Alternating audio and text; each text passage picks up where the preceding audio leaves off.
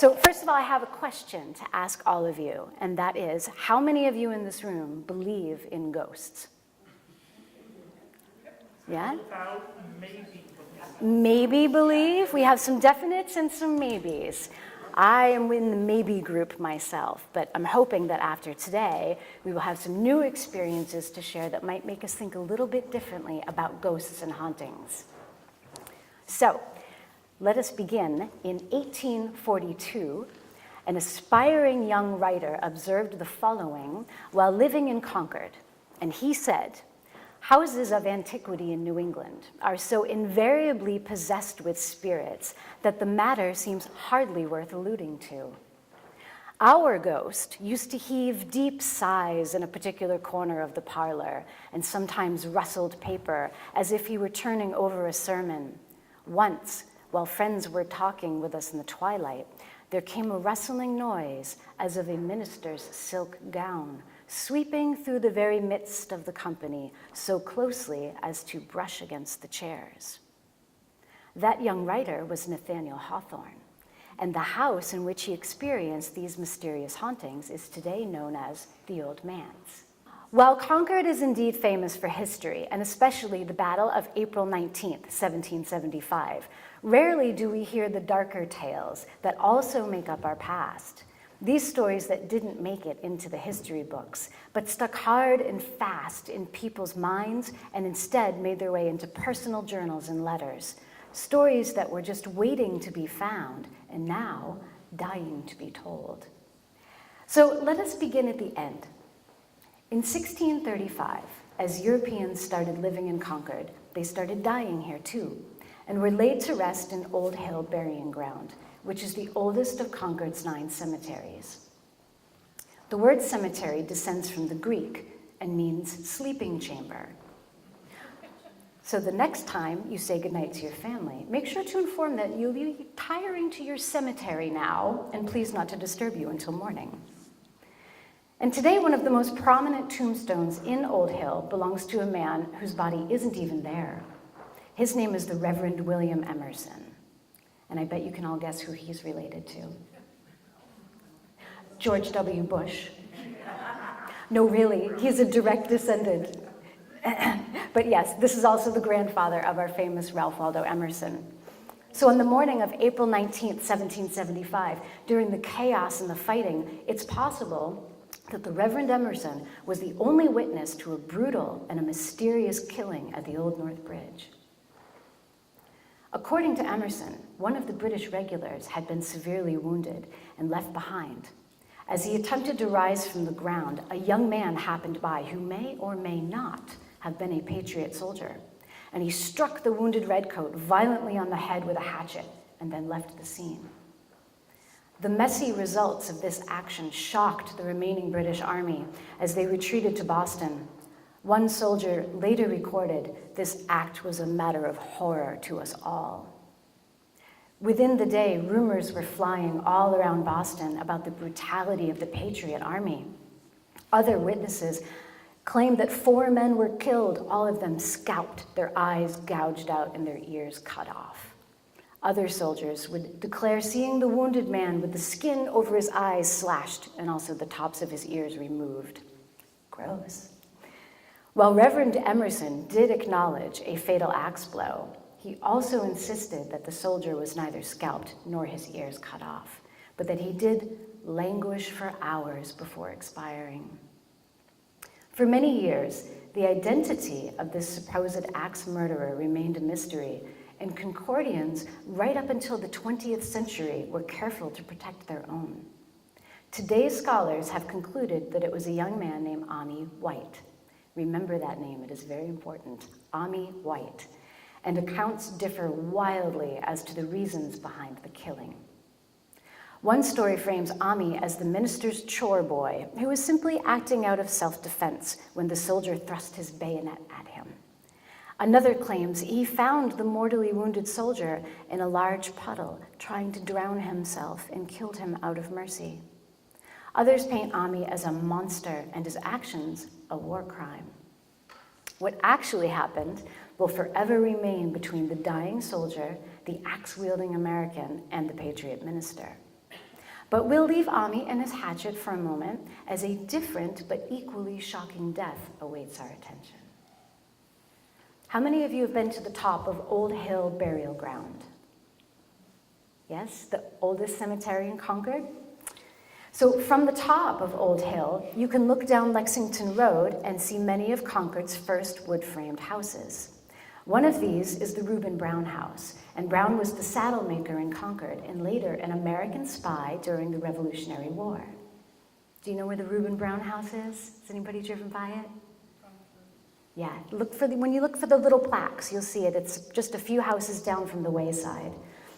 But midway through the 20th century, the house was owned by the Cox family, Marshall and his wife Helen. And he was a Harvard graduate and also owner of the Stowe Country Club. She was a graduate of Simmons College, a member of the newly formed Thoreau and Antiquarian societies, as well as being an accomplished pianist. It was assumed they lived a happy and charmed life.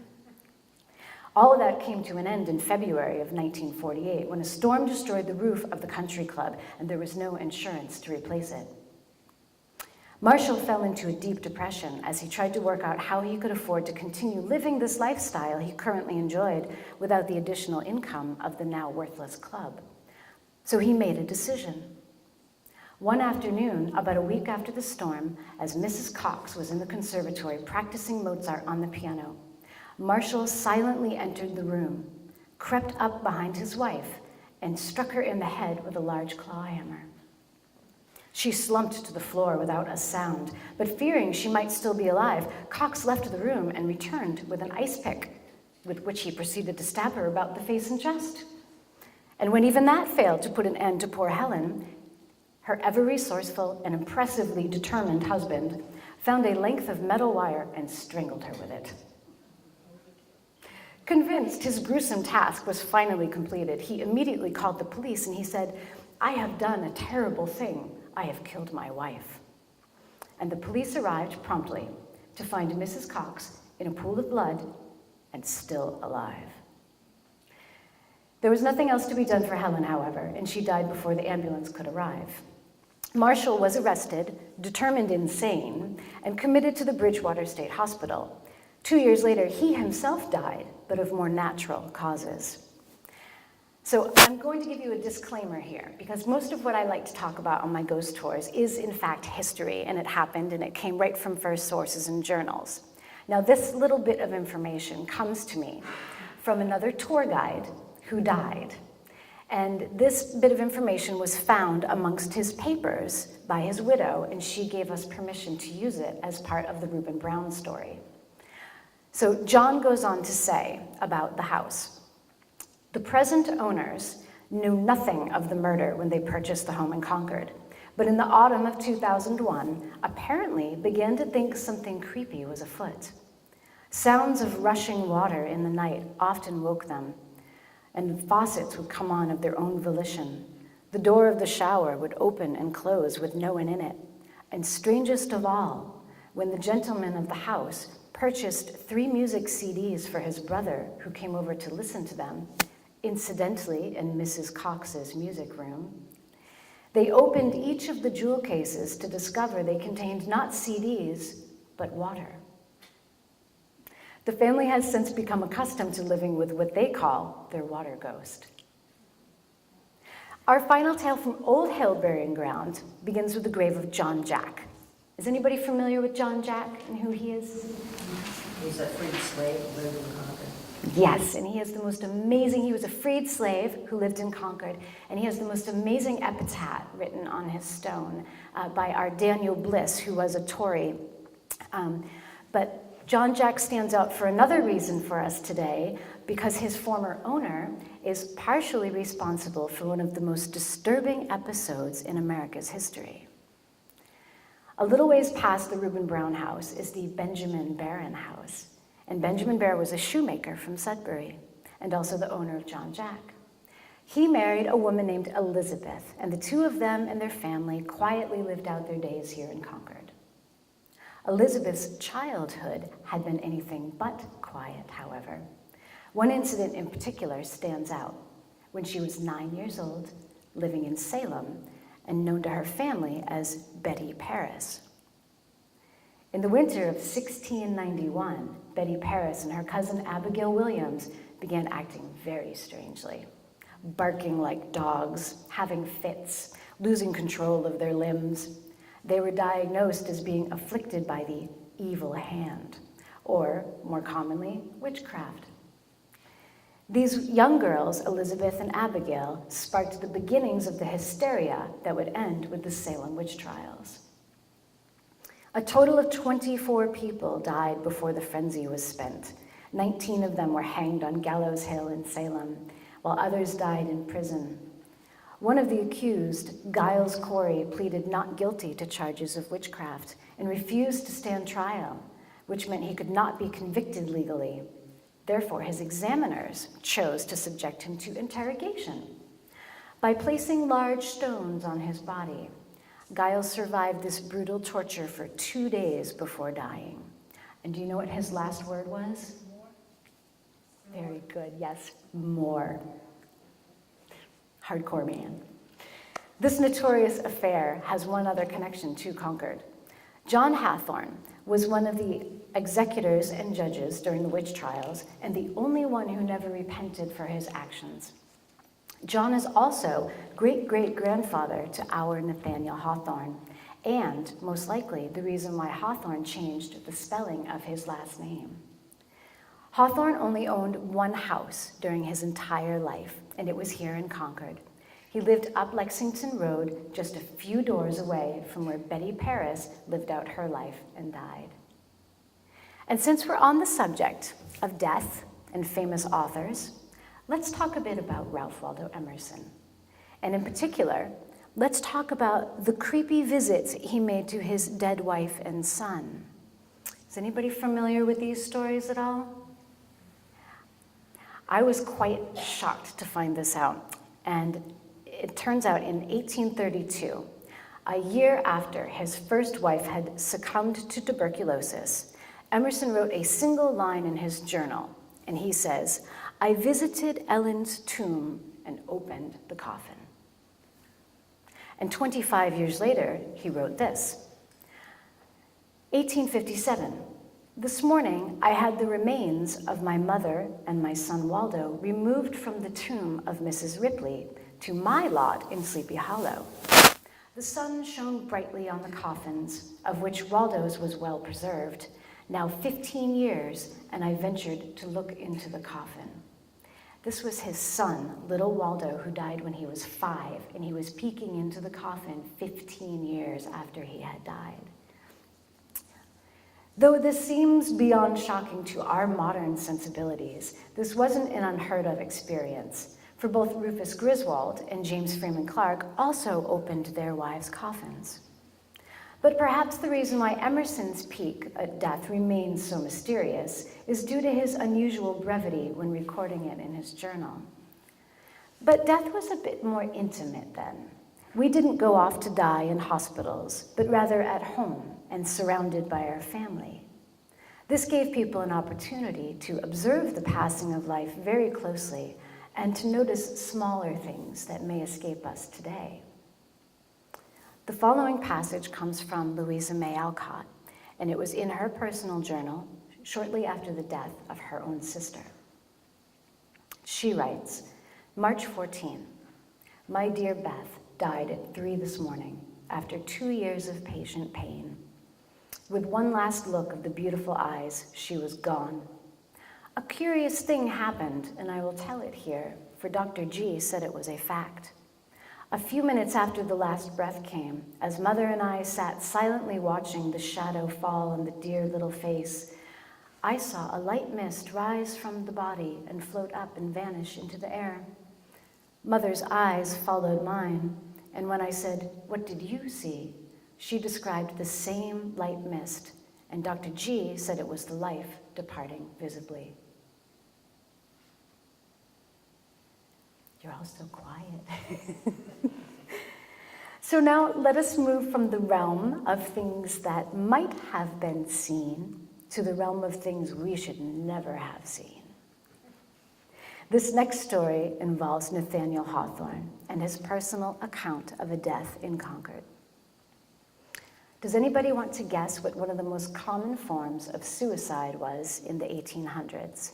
The 1900s even, for that matter, early, for women in particular? Who said that? Yes, drowning, which makes sense. A lot of women did not know how to swim, and you were wearing at least 20 pounds of wool at any given moment of your life. So one of these people is Martha Hunt, and she was a young school teacher here and a neighbor to the Hawthornes. And she was she didn't, and this is so interesting, today in our society, we don't think much about this anymore. She didn't want to get married, and she didn't want to be a school teacher. So that didn't really leave her a lot of choices in the 1840s. So she walked one morning into the river, and she never came out again. Hawthorne was called upon with a group of men to help find and recover Martha's body, just like any search party that you'd see today. And here I'd like to read a little of his unforgettable description of that event. By the way, this was on his wedding anniversary. He and Sophia had been married for 2 years at this point. I'm sure she was not impressed at all that he was out traipsing around the countryside and not at home with her on their anniversary. So Hawthorne says, "I never saw nor imagined a spectacle of such perfect horror. The rigidity was dreadful to behold. Her arms had stiffened in the act of struggling and were bent before her with the hands clenched. She was the very image of a death agony. As soon as she was taken out of the water, the blood began to stream from her nose. Something seemed to have injured her eye, too. Perhaps it was the pole when they first struck the body. The complexion was dark red, almost purple, and her hands were white. 2 of the men got into the water and began to wash away the blood from her face, but it flowed and continued to flow, and an old carpenter, who seemed to be skillful in such matters, said that this was always the case, and she would continue to purge, as he called it, until her burial. He said, too, that the body would swell by morning so that nobody would know her. If she could have foreseen, while she stood at 5 o'clock that morning on the bank of the river, her maiden corpse and how it would have looked 18 hours afterwards, it would surely have saved her from this deed. So horribly did she look that David Buttrick, one of the search party, absolutely fainted away and was found lying in the grass perfectly insensible." This image so haunted Hawthorne that he wrote pages and pages about it in his personal journal, about 12 pages in total. And later, he used the memory in his book, The Blithedale Romance, in describing the drowning of Zenobia. Is anybody familiar with that book, that character? Yeah, he uses it almost word for word from his personal journals. So on that cheerful note, let us talk about the Colonial Inn, which is known to be one of the most haunted buildings in Concord. How many of you spent time at the inn? Eating? Has anybody had any interesting experiences while they were at the inn? Felt anything? The dining room is supposed to be particularly haunted. No? Just a little indigestion after dinner? That's how you felt? Yeah. Well, the original story for the haunting and what brought the Colonial Inn to the map as a haunted hotel actually happened in 1966. And it was a woman named Judith Valenz, and she was staying in room 24 of the Colonial Inn along with her husband while honeymooning. Upon returning home, she sent an odd letter to the hotel in which she describes being awakened in the middle of the night and feeling a presence in the room in which they had stayed. She saw a grayish figure about 4 feet away near the side of her bed, a shadowy mass that had the shape of a standing person. For a moment, the shape remained still, but then it floated to the foot of the bed and slowly melted away just in front of the fireplace. Though this is probably the most famous of the inn's ghost stories, it's most definitely not the only one. And given the building's rich history, that's hardly surprising. In regards to the origins of these hauntings, it's worth noting 2 particular incidents in the Colonial Inn's past. The inn as it stands today is actually made up of several buildings connected together over the centuries, And the oldest section, dating from 1716, just like you see on the chimney when you drive by, was originally the home of Dr. Timothy Minot. On the morning of April 19th, he temporarily converted 2 of his rooms into a morgue and a surgery where he would receive the wounded and dying soldiers from the North Bridge. You can still visit this section of the Colonial Inn, although these days it's better known as Room 27 and Room 24. The second incident has to do with Dr. Minot's new son-in-law, who in 1775 had just returned from a short stint of fighting for the Continental Army. Dr. Minot then sold to the young couple their very first home, which conveniently was the property right next door, and more curiously, the property that would eventually become the east wing of the Colonial Inn. And perhaps the doctor had good reason for wanting his daughter right next door. Perhaps he even wished to keep a secretly watchful eye on her. And perhaps that was because he never felt entirely comfortable with her new husband, whose name was Mr. Ami White. Remember our axe murderer? So now is the perfect time to revisit our poor hatcheted soldier and discover what history tells us of his fate. After the battle, fallen British soldiers were buried around various sites in Concord, including Ami's murdered fella and another redcoat who came to rest at the Old North Bridge. Sometime around 1838, a phrenologist, does anybody want to tell me what phrenology might be? Study the skulls and balsam. Exactly, right. So think like a palm reader. They do the same thing, but they run the bumps on your head. And he would say, oh, this person has the bump of combativeness and this one has the dent of aggression. So they make excellent soldiers, and they told your fortune that way. So a phrenologist by the name of Walton Felch became fascinated with the thought of all those dead soldiers in Concord, and in particular, their heads. So Walton contacted the Concord Board of Selectmen and asked if he could dig up a couple of those skulls for display during lectures. They said yes, and so he did. And he trotted them about the country for the next 40 years or so. Well, after Felch's death, Judge Ebenezer Rockwood Hoare of Concord made a visit to Felch's widow, asking for those missing craniums back. As it turns out, though, only one skull was found among Walton's belongings, the one with a musket ball hole clean through it. So Judge Hoare took the remaining skull and, under the cover of darkness and in secrecy, put it back in the gravesite at the Old North Bridge, where it remains to this day. The other skull was never recovered. But here is where it gets interesting, because digging up skulls isn't interesting enough. There are no surviving records that tell us where the skulls were taken from in the first place. Judge Hoare simply chose the gravesite he thought most likely to be missing a head. Which leads us to some very important questions about April 19th and one of the most enduring mysteries in Concord's history. When we lay a wreath every year to commemorate the death of these 2 men, are there 3 pair of eyes watching from within that grave, or only 1? And if there are 3, does one skull bear evidence of Ami White's violence upon it? If all history is biography, as Emerson once wrote, then the tale of Ami White should serve to remind us that our true history is found not in the place, but in the people. Their individual stories and our shared humanity are what spark curiosity and excite our imaginations, not the boring facts we learned in school. Hawthorne was intimately aware of this, and indeed, it's what makes him such an engaging writer.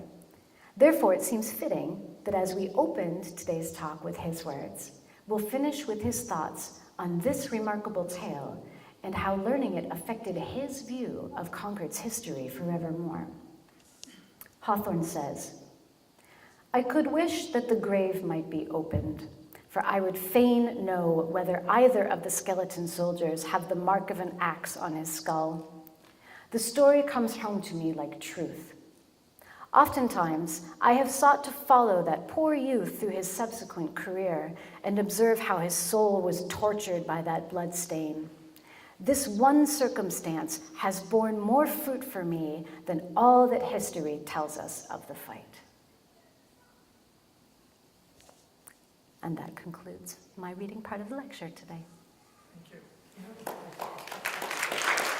So we thought we would do some Q&A if you were interested in just kind of opening it up and talking about history or ghosts, or wanted to know anything particular about our authors or haunted places. I think we've had enough stabbing stories today. Maybe we can do something else. Could you talk a little bit about the Old Manse? Yes. I worked at the Old Manse for about 5 years.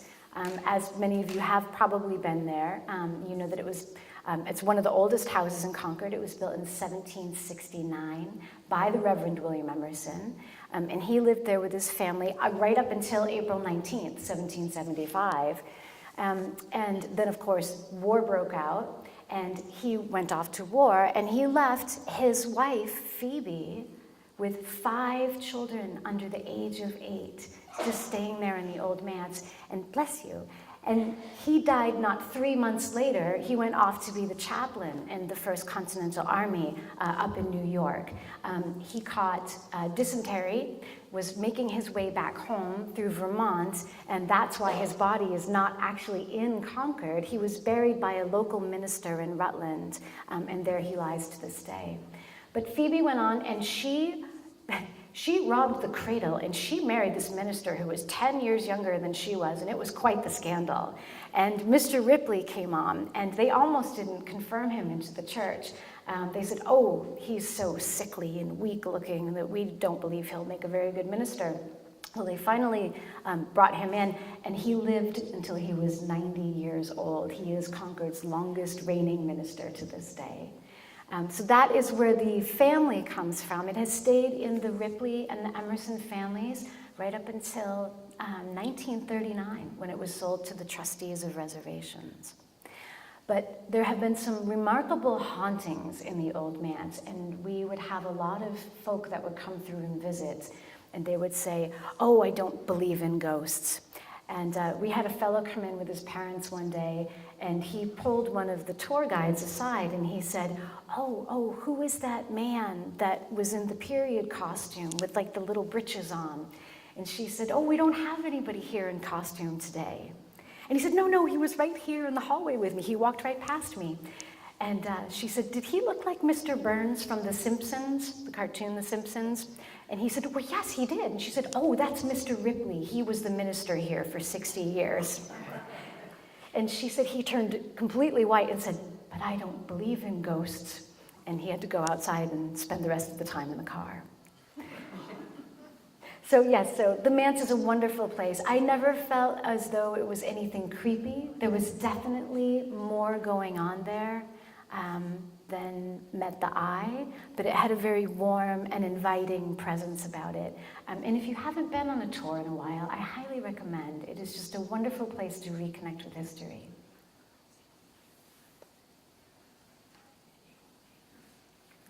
Yes?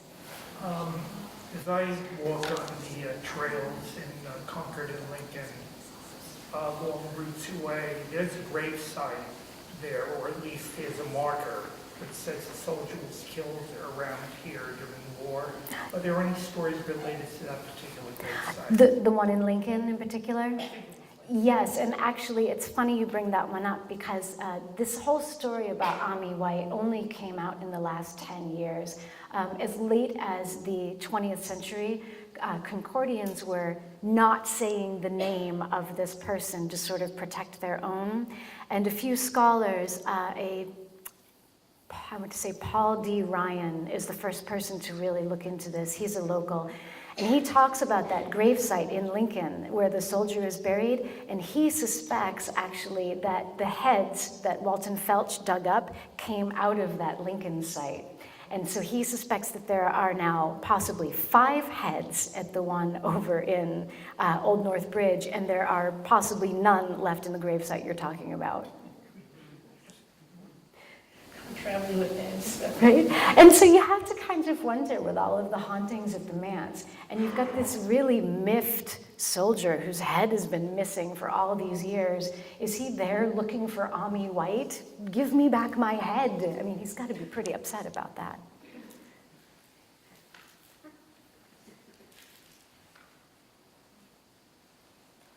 Anybody else have? Yes? Isn't there a story about seeing a lantern or light in the old man's on some nights? Yes, I love that these stories are out there for everybody. I always felt like when we worked there, we were the only people that heard them, so this is wonderful to connect with you about this. One of my least favorite jobs in working at the Old Manse was closing the manse at night. You were the only person there. They didn't have enough money to put 2 people on at the same time. Most of us were volunteers, so you would be stuck closing up the house. And as you can imagine, in a house that's that old, it's very creepy to be in there, and especially when there aren't any lights on and you're by yourself. And so we would always start at the top of the house and shut off the lights and work our way down. And the very last room we would come through was the kitchen, and that's where the office was, and we could lock up the house and leave.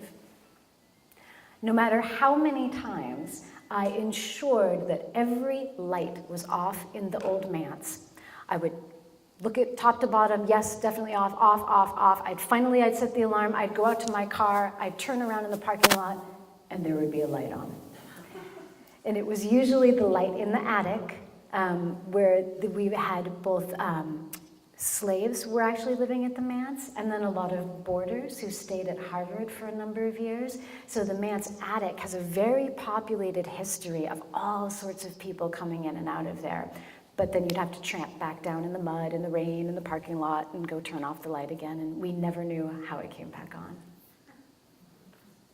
That happens only one time? No, that happened several times to me, and definitely to the other people who worked there as well. Short circuit? I don't know. And I was saying before, I'm not sure or not if I believe in ghosts. I do know that I've had enough experiences that I can't quite explain. So maybe I'll leave you with this thought today. There is a physicist, a scientist, and his name is Brian Greene.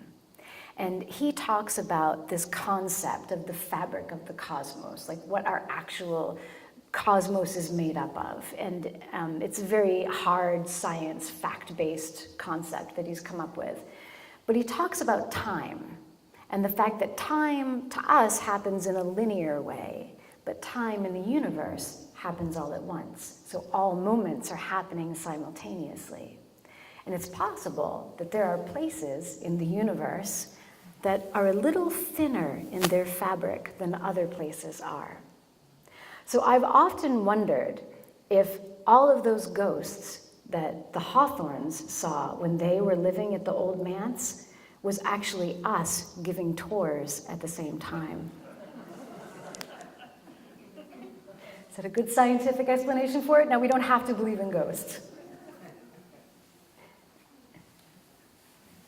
Any other thoughts or? Yes? Saying they don't have to be in the past, ghosts can also be from the future. Right, because this concept is that time is all happening at once simultaneously. Every moment is happening with every other moment right now. Yeah. Yes? A few years ago, I was helping with Anita when we were going through the old records of deaths. And it was very interesting that many times there would be young girls in the 1890s, 80s, so forth. Young girls who would come here from Ireland, from other countries, and were working on as maids in different towns. And sometimes they would fall in love with somebody and become pregnant. And then they couldn't marry, and their lives were so impossible for them that some of those girls who committed suicide would walk into the river. And it was many times, more than once, we saw this coming up again and again. It's a very difficult situation for young girls who came here and had no, they weren't people who could go and be teachers, they had no other option. Exactly, and we hopefully don't take it for granted, but I do so appreciate Louisa May Alcott. As you all know, she was such a staunch women's rights supporter, and she was the first woman in Concord to cast a vote.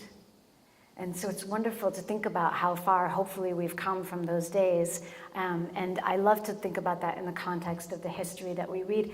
And it's funny, oftentimes we read history through our own lens of modernity, of where we are today, and we think, oh, that's horrifying that they acted that way or they behaved. But within their own social context, it seemed a perfectly normal thing to do. And so drowning yourself seemed like your only true option at that point. Yeah, which records were those? And the 204, they were listed as bastards. But Yes. on the birth certificate, it was Right, which we can't even imagine saying that now, yes. Yeah.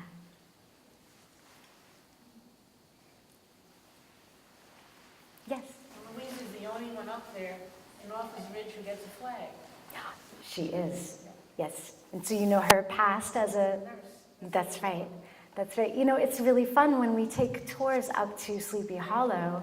They don't know, I and was there and I opened her mouth. It was a tour guide for one of the buses. yeah. I said, yeah, she's a nurse in Civil War, and she gets her flags.